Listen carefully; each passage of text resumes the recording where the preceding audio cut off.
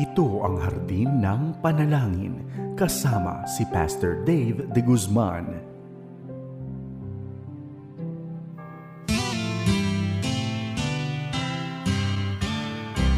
May harding mapananalanginan, doon si Jesus naghihintay.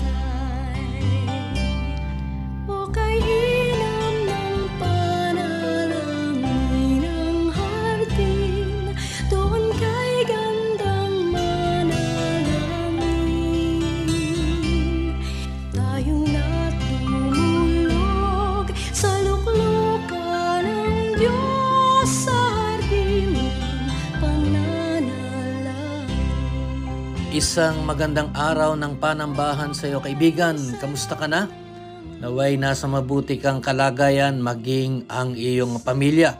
Sa araw na ito, bilang paghahanda sa ating pagsamba, tayo ay mapapaalalahanan patungkol sa isang magandang kaugalian bilang mga mananampalataya, kung papaano natin maituturing na hinahandle ang salita ng Diyos. Tayo man ay nakikinig sa isang mangangaral o tayo man ay nagsasaliksik. Titingnan natin kung ano ang paalala ni Lucas para sa atin patungkol sa mga nananaliksik doon sa Thessalonica o sa Berea. Bago natin tunghayan ang salita ng Diyos, tayo muna ay manalangin.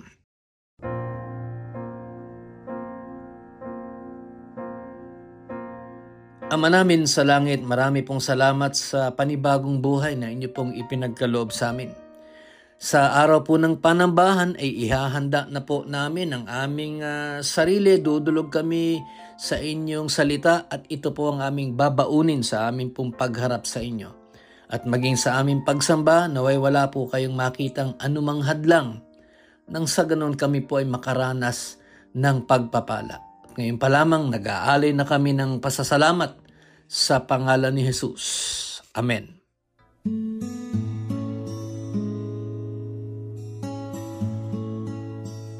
Bereans, ito ang ating tutunghayan at kukunan ng paalala. Kaibigan, kung hawak mo ang iyong Biblia, pakibuksan mo ito sa aklat ng mga gawa in the book of Acts. Pag-aaralan natin ng talata 17, kabanata 17, mga talata 10 hanggang talata 15. Ngunit pagtutuunan natin ng pansin yung first portion lamang ng talata 11. At ganito ang ating mababasa. Acts 17 verse 11.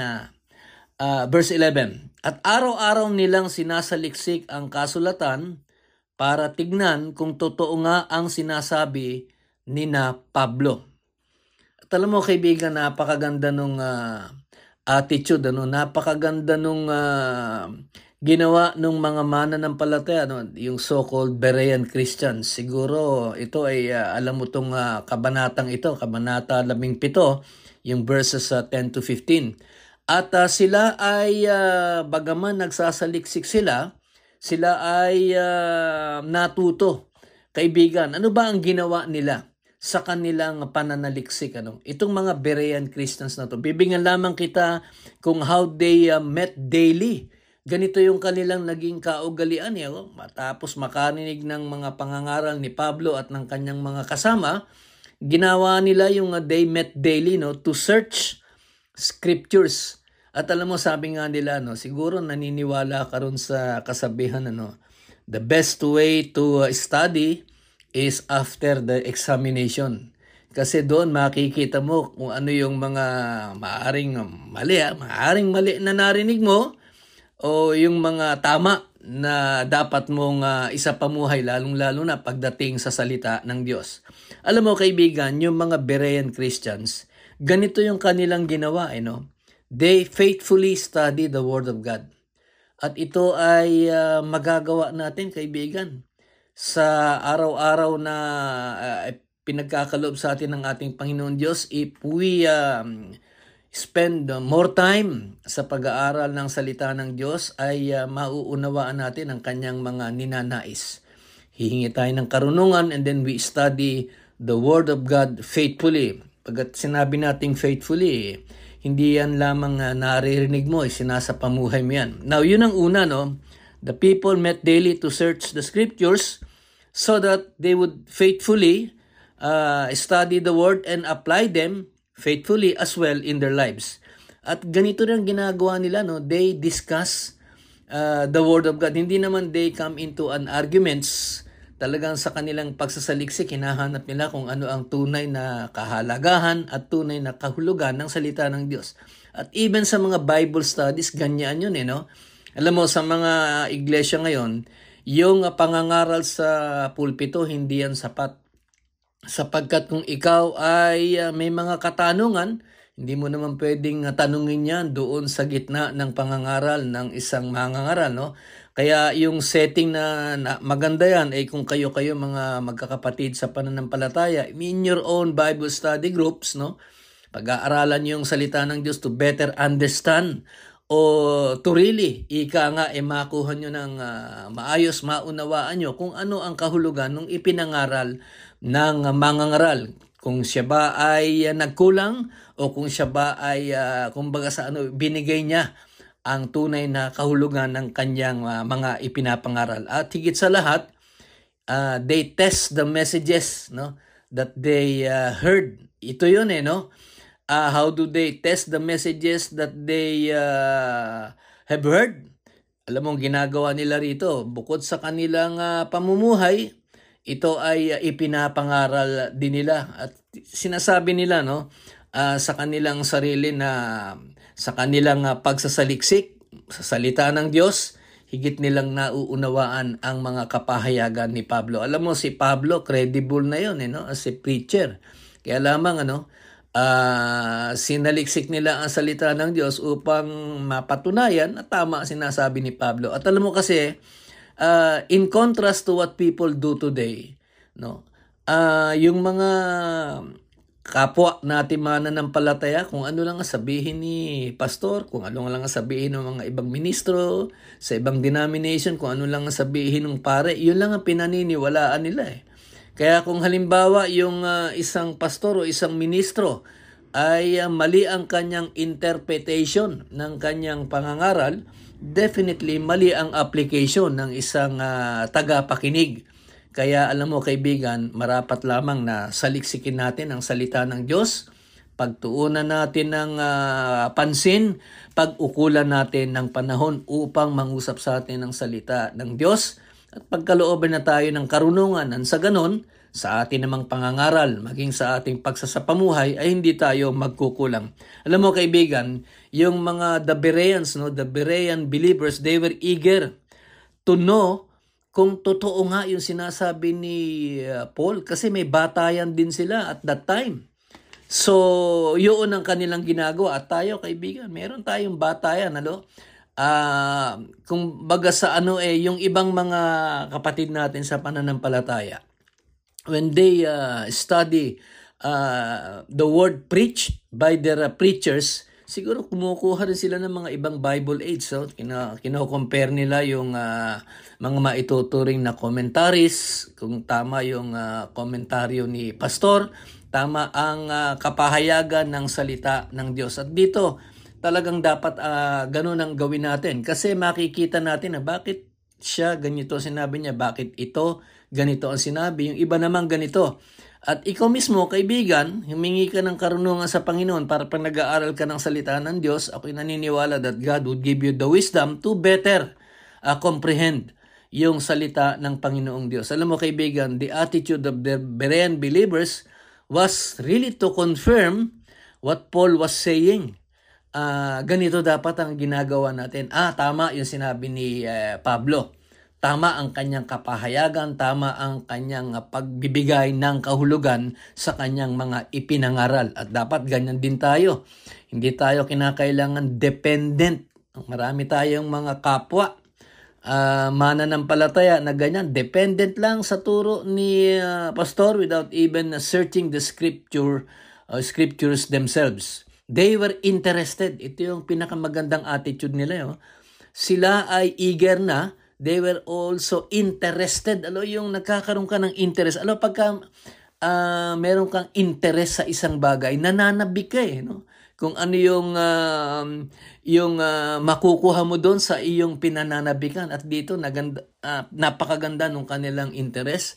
Ang interest nila is to read the Word of God upang sila ay matuto at sa lahat malaman ang mga bagay patungkol sa Diyos at sa ginagawa ng Diyos sa kanilang buhay. Ano ang mga preba na tayo ay interesado sa salita ng Diyos? Ito ay isang katanungan para sa atin.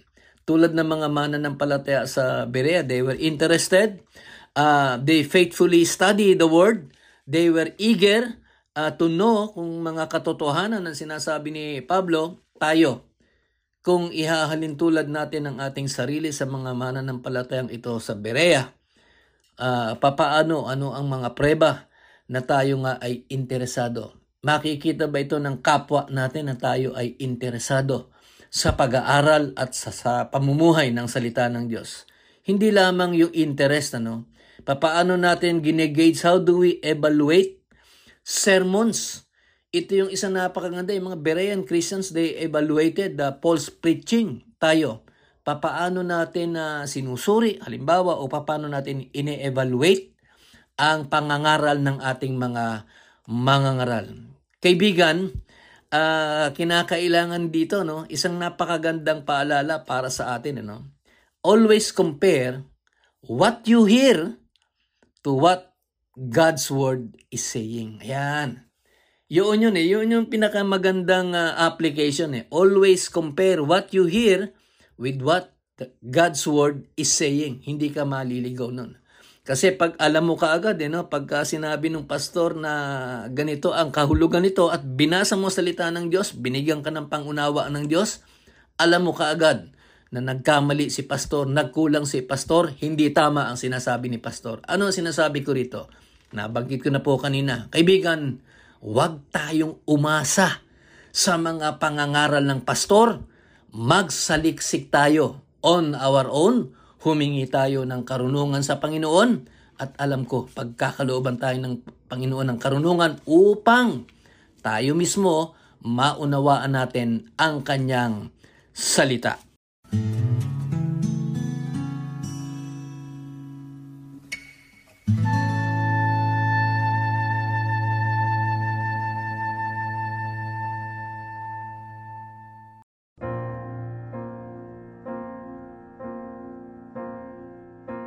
Bahagi po ng ating pagsamba sa araw na ito, September 15, tayo po ay dudulog sa ating Panginoon upang makapamagitan para po sa ating mga kapwa na meron pong mga kahilingan. Hali po kayo, manalangin tayo. Ama namin sa langit, marami pong salamat sa isang napakagandang pribileyo na kami po ay makadudulog sa inyo upang makapamagitan para sa kahilingan po ng aming mga kapatiran.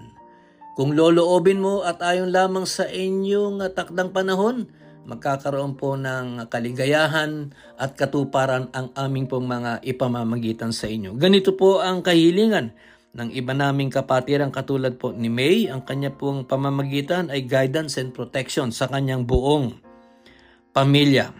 Kay Mira naman po, ganun din ang kanyang pananalangin, guidance, protection as well as financial provision. Kay kapatid Lolit, ang kanya pong pananalangin ay kagalingan. Meron po siyang problema sa kanyang mata, meron po siyang retina problem.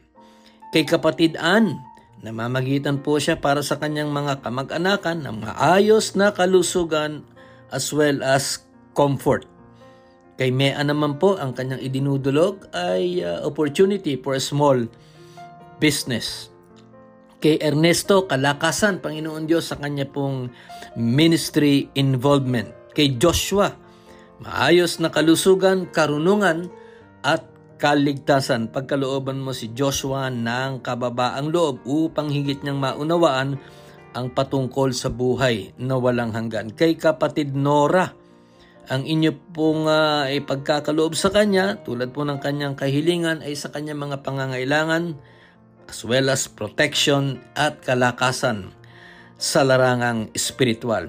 Kay Ja, would you open opportunities para po siya ay magkaroon ng trabaho. Kay Norlin, comfort and peace in heart. Ito po ang kanyang inilalapit sa inyo. Si Lynn naman po, ang kanya pong idinudulog ay sa larangan po ng pananalapi. Kay Lance, ang kanya pong pananalangin ay tapang, Panginoon Diyos, courage as he leads the youth and ministry opportunity na inyo pong binuksan para sa kanya, na may magkaroon si Lance ng kalakasan sa kanya pong pamumuno sa youth ministry. Si Bonita naman po, food business po ang kanyang inihahaing sa inyo. Si Susana, kalakasan, Panginoon Diyos, sa pagpapatuloy niyang pagganap ng tungkulin sa kanya pong ministry sa iglesia. Kay James naman po, maayos na kalusugan, karunungan at salvation. Namamagitan naman po si Gambol ng maayos na kalusugan para po sa kanyang buong sambahayan. Kay John, wisdom and financial freedom. Kay Paulo, ang kanya pong pananalangin ay patnubay. Kay kapatid Hana, safety at karunungan ang kanya pong idinudulog sa inyo. At kay kapatid Michael, kalakasang pisikal at maging emotional. At marami pa po, Panginoong Diyos, na mga sandaling ito ay dumudulog at nananalangin sa inyo. Kung loloobin mo at ayon lamang sa inyong takdang panahon, magkakaroon po ng katuparan ang aming pong maitinalaga. Ngunit Panginoon, kami po ay nagpapasalamat anuman ang inyong maging tugon, sapagkat alam po namin mas maganda ang gagawin mo higit sa mga bagay na inihahaing namin sa inyo. Dahil dito, nag-aalay kami ng pasasalamat sa pangalan ni Jesus. Amen.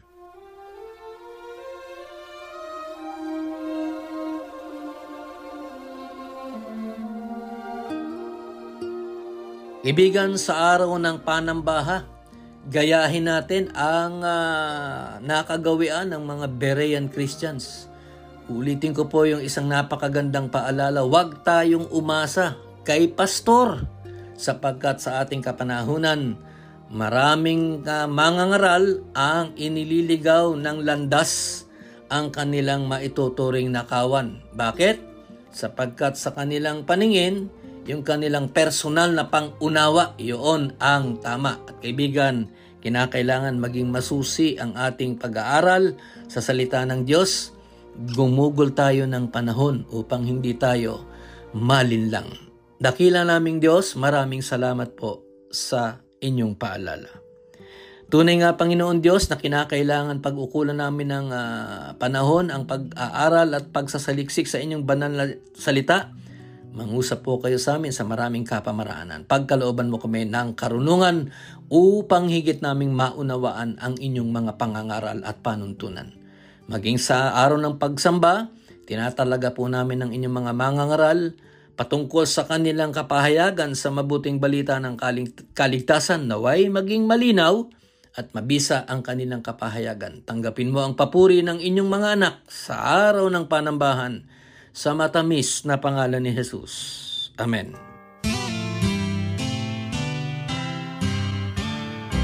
May harding mapananalangin. Kaibigan, bukas ako ay muling nag-aanyaya sa iyo upang ako ay iyong samahan dito sa ating programang Hardin ng Panalangin. Maganda ang aral, maganda ang mga paalala, kaya't bukas inaanyayahan kita, samahan mo akong muli dito sa ating programang Hardin ng Panalangin. Tandaan mo, huwag mong kalilimutan, simulan mo ang araw sa panalangin puspos. Ito'y magtatapos, pinupuri mo ang Panginoong Diyos. Ako po, si Pastor Dave de Guzman.